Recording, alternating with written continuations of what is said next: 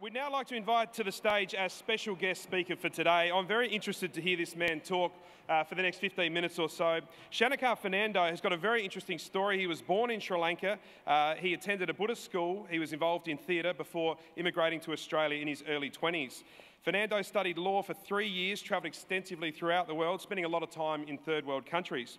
And in the year 2000, he opened an experimental vegetarian restaurant in St Kilda called Lentil as Anything. Well done.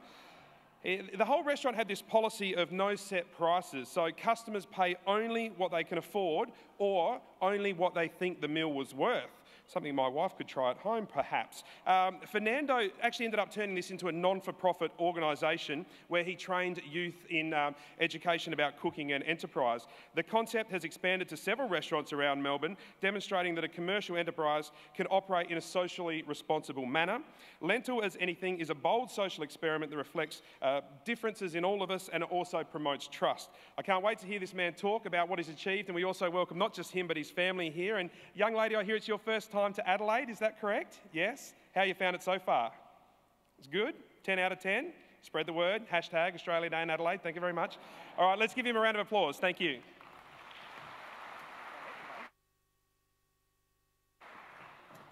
Hello, everyone. It's great to be here. I'd like to acknowledge the traditional owners of this land, the Kaurna people, His Excellency the Governor, and dignitaries. I'm very honored to be standing in front of you here today. Don't be fooled by appearances. I am a hippie. These are rentals.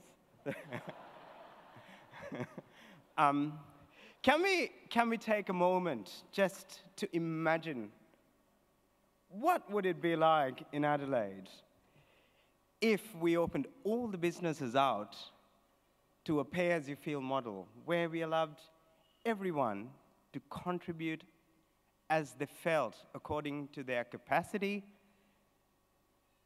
according to their generosity? What would happen? What would happen if we created a priceless society?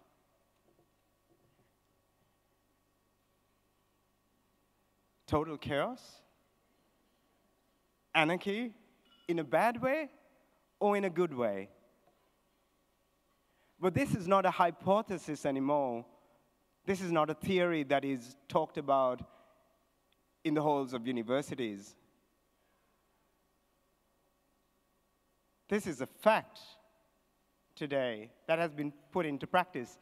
And in culinary speak, the proof is in the pudding. My name is Shanaka Fernando. I come from Sri Lanka, a country that has an ancient history, a country the size of Tasmania with the entire population of Australia crammed into it, a country where there is 23,000 villages, steeped in Buddhism, where the rural population forms 70%. And yet, as I was growing up, I grew up in a country that was torn apart by war. The Tamil Tigers were fighting for a separate state in the north of the country.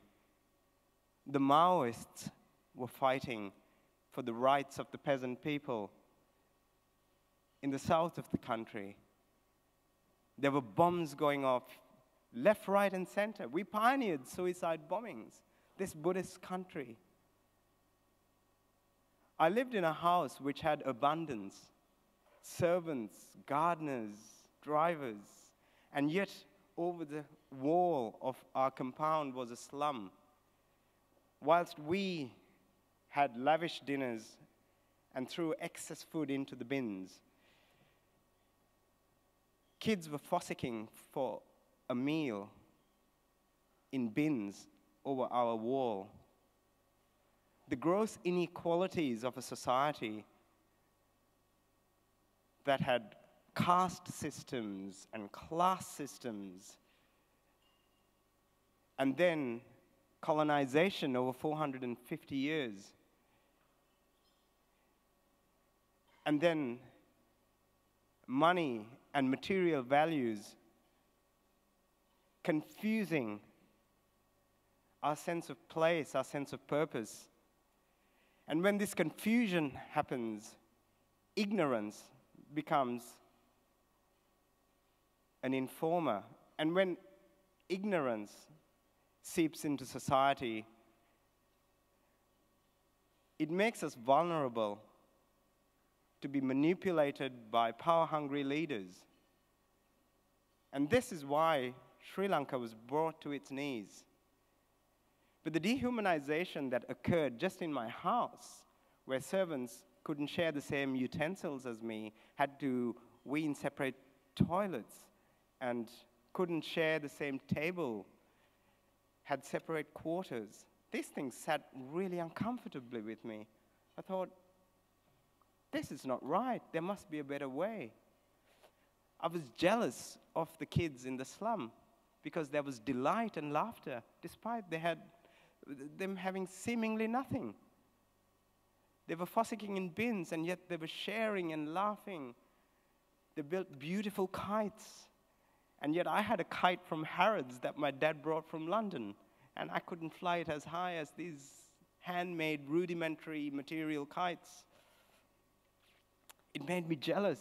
I wanted to learn more, so I would sneak out from my house and go to the slum to learn, to spend time with these kids, unbeknownst to my parents. Because to me, I was a victim. And something was not right, because despite my parents having everything, they would argue about money and bills, and there wasn't real happiness in our house. Eventually, I got a job as a copywriter in an advertising firm, and I was sent to interview the last remaining indigenous people in Sri Lanka, the Vaddas, who are connected to the Aboriginal people of Australia from the times of Gondwanaland. I was struck by the sophistication of these people who didn't wear clothes, who were hunter-gatherers. I went to interview them to find out if the dam project that the government was instigating, which was going to take away their lands, whether they were supportive of this, whether they were excited about being weaned into modern civilization with education, concrete houses, electricity. But no, it became clear to me that they just wanted to be left alone. And because I couldn't write an article in support of the Sri Lankan government propaganda, I lost my job. But that experience of encountering these indigenous people in Sri Lanka provoked a deep and intense curiosity in me. It made me realize that there's another way of living. These people looked happy and content. They didn't have money, they didn't have cars, they didn't have electricity. They hunted. Their food predominantly was bees' honey. And yet they smiled and they shared and they greeted me with warmth and shared the little they had.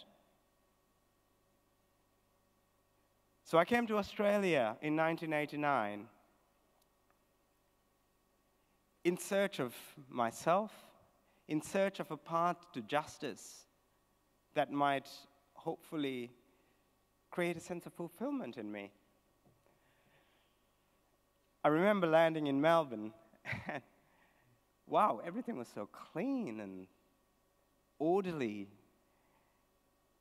I got a job as a guy distributing leaflets door to door, and I remember every time I wanted to rest and I looked up, there was a no standing anytime sign.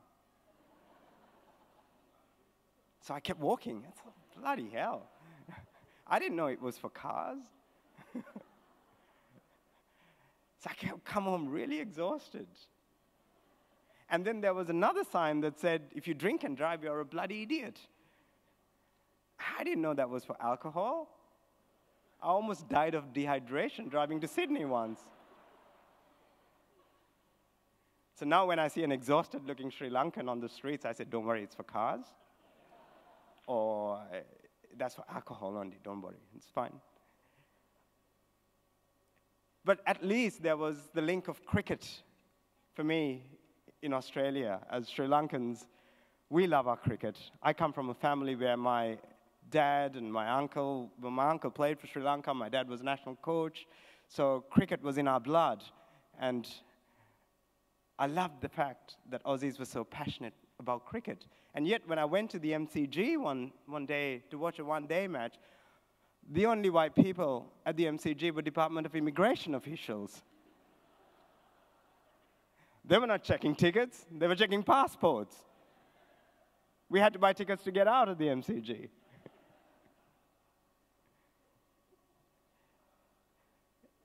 But this was also a wonderful country of opportunity. I was a passionate dancer. I got a job as a nightclub dancer, and I could pay my rent. Where else could you do that? I got a job as a roller coaster driver at Luna Park. I studied law, and yet I found that not so fulfilling for me. Institutionalized paths for social justice weren't as appealing to me. So I decided to go on a journey. I went to a Buddhist monastery to become a monk. But unfortunately, there was a beautiful Buddhist nun in that monastery.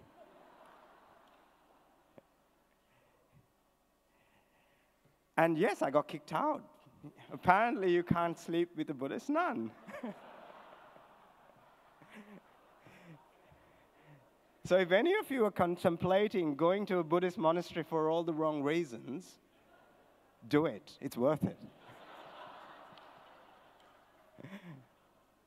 I did enjoy telling the Dalai Lama when we were guest judges on MasterChef, said, Your Holiness, do you know I got kicked out of a Buddhist monastery for sleeping with a Buddhist nun?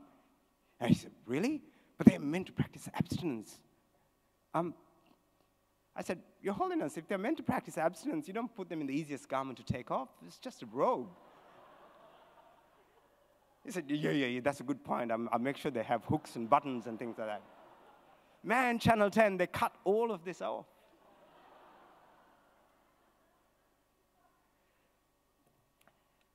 So after I got kicked out of the Buddhist monastery, I went on a search to further learn, to satisfy my curiosity about tribal communities. I visited tribes in the Amazon who had been discovered in caves in the Philippines, the Badui people in East Java,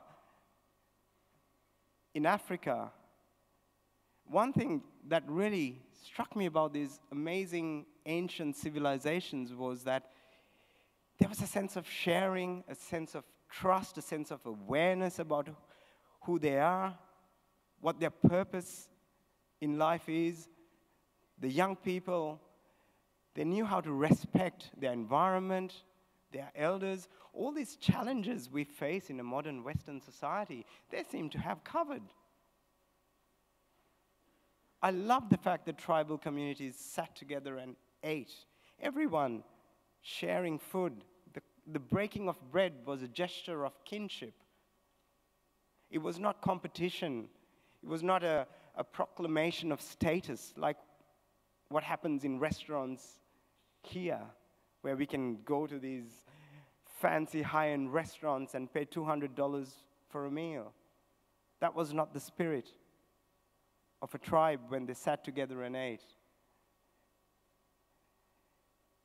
So I wondered when I came to Melbourne, came back in 1999, I thought, I wonder what would happen if we set up an experimental little restaurant. Actually, I wanted to prove that this kind of thing would never work in society. But I wanted to find out. So I sunk $50,000, all the money I had in my bank account, and opened this little restaurant in St. Kilda. I was passionate about living without money. So I bought myself a tent and pitched it illegally in a tea tree reserve in Elwood. And myself and a man named Richard, a horse tamer from the Highlands, we ran this little restaurant in St. Kilda where people would come in And it was like any other cafe. They'd have a beautiful meal. It was vegetarian because we thought that being vegetarian was the most inclusive model. We were aware that there were a lot of Jewish people in St. Kilda. There was a Muslim migration to the area. So we thought there wouldn't be any halal or kosher concerns. We made it vegetarian. But people were engaged with care, with generosity, whether they were a homeless person or whether they drove up to the venue in a Porsche. We served a beautiful vegetarian meal. And when it came to paying, we said, oh, well, there's a box over there. Actually, when we started, we had a cash register. And people would just go and put their amount in, help themselves change, and away they went. It was very confronting for some people. They felt very uncomfortable. But I felt that discomfort is a really good thing. As a Sri Lankan, there is a part of our culture that is drawn towards convenience. We built ancient irrigation systems to help the farmers that predate the pharaohs. So this yearning for convenience is probably why Sri Lankans come to Australia and open 7-Elevens.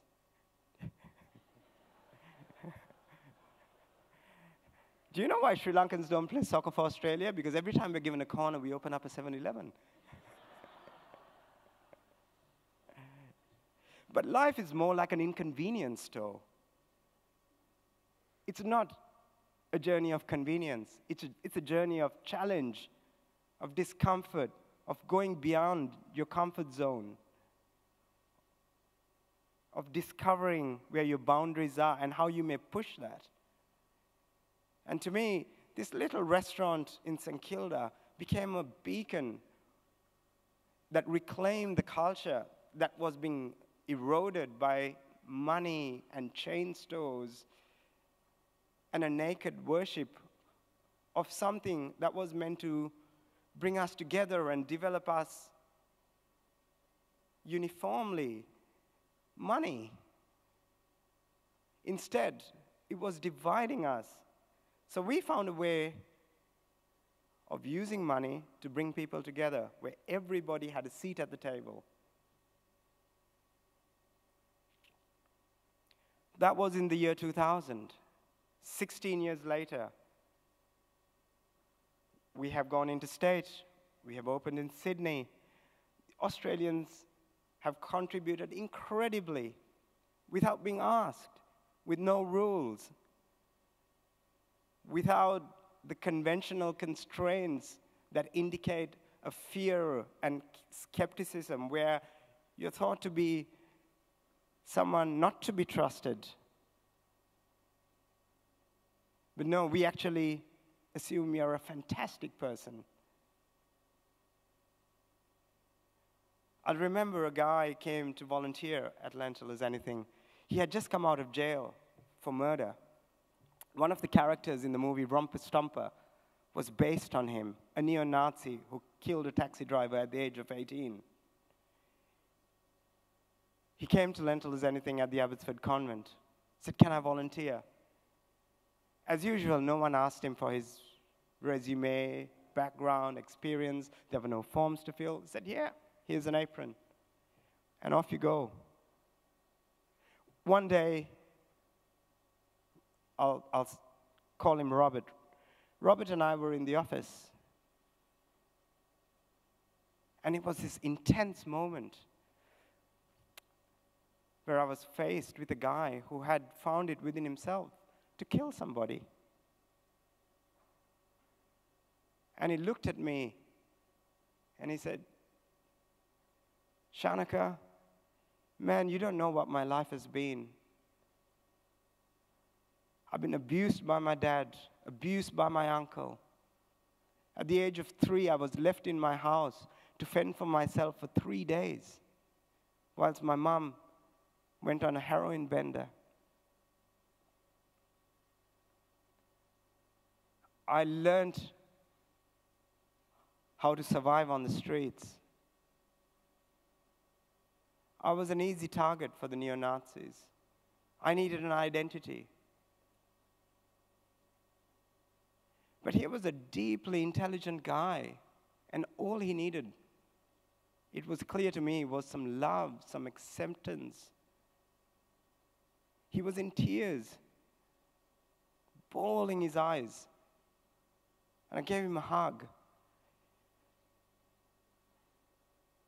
A few weeks down the track, he befriended one of our young African volunteers and started dating her. What a transformation, a neo-Nazi. He was a man of amazing humor. He took some toasted muesli to a table, and the customer complained, saying, mate, this muesli is burnt. He said, dude, look, I'm a murderer, but I'm not a serial killer, all right?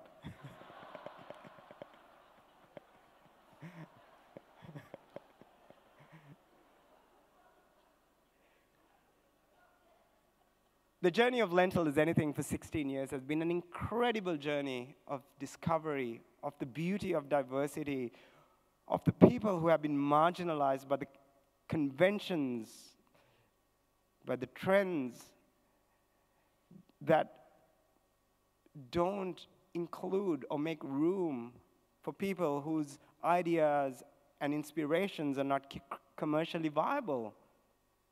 What are we as a society if we can't incorporate everybody? Where to be born equal is just a theory. It doesn't really happen in practice. For this, we need an incredible attitude shift. Because actually, the wealth of our nation doesn't lie in mines under the ground.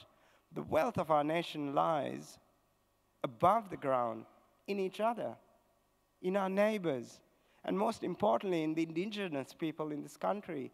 We have so much to learn from them because they are the custodians of this land, this unique, breathtaking, spacious land that informs our character. It's subtle. To me, this is what makes us uniquely Australian. I look at the flora in this country and I think, wow.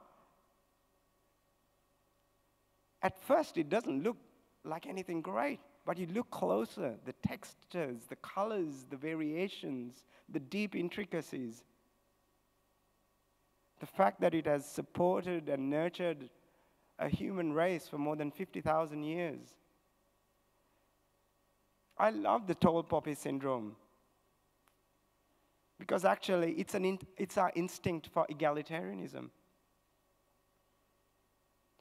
Oh, you're not that great, mate. Just shut up and sit down.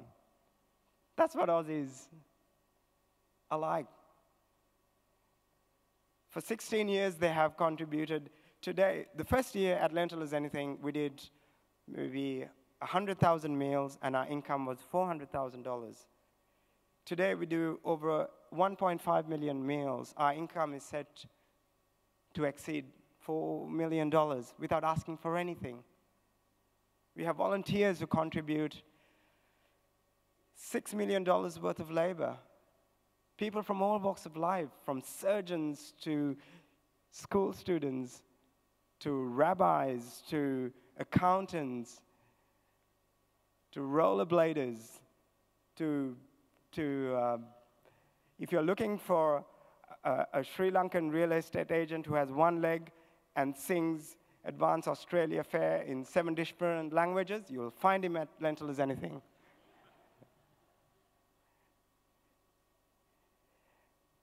So for me, the message for you all is we have a fantastic country, and you are all amazing people. Fear not your neighbor. Rather than build a higher fence, use that wood to build a longer table and invite your neighbors for a meal. Seek out strangers. Go beyond your comfort zone. Because ultimately, the spirit of Australia is its sense of generosity, its sense of inclusion, and its sense of kindness. Don't let yourselves be manipulated by politicians and the media. Don't let them tell you otherwise. because we are better than that. Let us not sell ourselves short. Thank you.